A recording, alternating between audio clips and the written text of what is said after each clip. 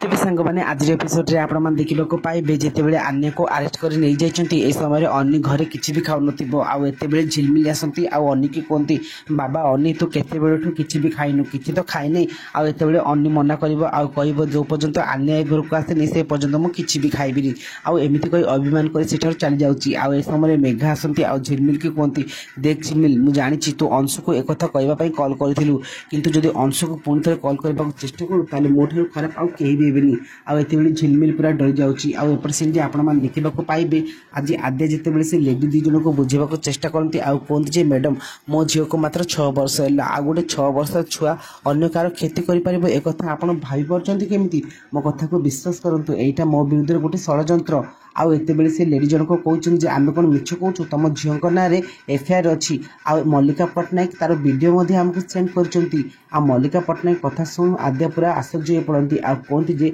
Madam से मल्लिका मो प्रति ईर्षा करुच्ची आ से आम संसार को भांगी देवा पई बसिची आ एतेबेले से लेडी जन को कहती हेले काहे तुमको एते घृणा करती आ अन्य कथा को काहे से एते बड़ केस रे फसेबा पई चेष्टा करती आ एक कथा सुनी आद्या सत कथा कहबा को जाउथिबे आउतरे पुणी से भाबिबे ना घर कथा को पदक आनिबा ठीक न आ एतेबेले से कहंतु एटा हम व्यक्तिगत मामला प्लीज आपण विषय किछि भी पचरंतुनी आ से लेडी जन को कहउछन जदि आपण झियो को मुकलेबार अछि ताले कोर्ट रे केस लड़ करंतु आ एक कथा सुनी आद्या पूरा डर जाउची आ अंशु कॉल करिबार लागुची।